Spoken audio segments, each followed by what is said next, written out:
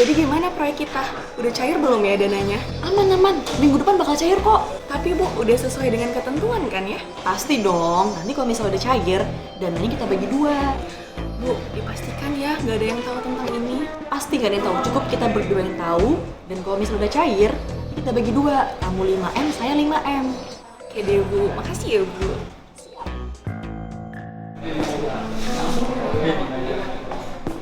Contoh tindakan tersebut adalah tindakan korupsi. Jangan teriak teman-teman. Lalu apa sih korupsi itu? Korupsi adalah perbuatan melawan hukum yang dilakukan oleh diri sendiri ataupun orang lain, baik perorangan maupun korporasi yang dapat merugikan keuangan negara ataupun perekonomian negara. Banyak teori penyebab terjadinya korupsi. Salah satunya adalah teori yang dikemukakan oleh Jack Bowen, yaitu Gold Theory. Korupsi terjadi karena adanya G, yaitu greedy yang artinya kerakusan. Yang kedua karena adanya O, opportunities, yaitu kesempatan. Yang ketiga karena adanya kebutuhan atau need. Yang keempat karena adanya pengungkapan atau exposure. Dan apa sih dampak dari korupsi itu? Korupsi yang pastinya dapat menimbulkan dampak negatif. Di antaranya dapat merugikan keekonomian negara ataupun keuangan negara. Yang kedua dapat meningkatkan kemiskinan dan kesenjangan sosial. Dan yang pasti sanksi pidana dan juga sanksi sosial akan menunggu bagi para pelaku korupsi. Dan bagaimana pencegahan korupsi itu sendiri? Salah satunya dengan menerapkan perilaku berintegritas. Orang yang berintegritas adalah orang yang memiliki kepribadian yang kuat dan juga jujur.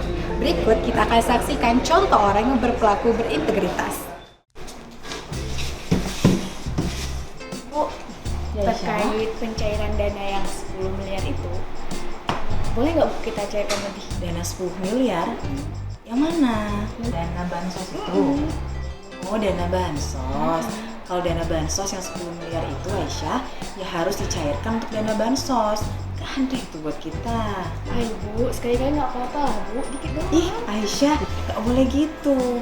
Dana bansos itu digunakan untuk kesejahteraan masyarakat. Jadi semuanya harus disalurkan sesuai semestinya. Kita nggak boleh lah ngambil-ngambil itu tuh nggak boleh, Aisyah. Oke deh Bu. Ngerti ya Aisyah ya? Nggak boleh loh Aisyah ya. Bu.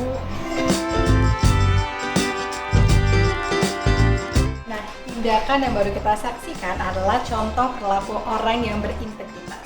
Orang yang berintegritas adalah orang yang berani untuk melawan sesuatu yang menyimpang.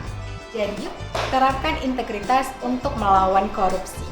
Dan jangan segan-segan ya teman-teman untuk melaporkan perilaku yang menyimpang kepada pihak yang berwenang. Jadi, tingkatkan integritas lawan korupsi.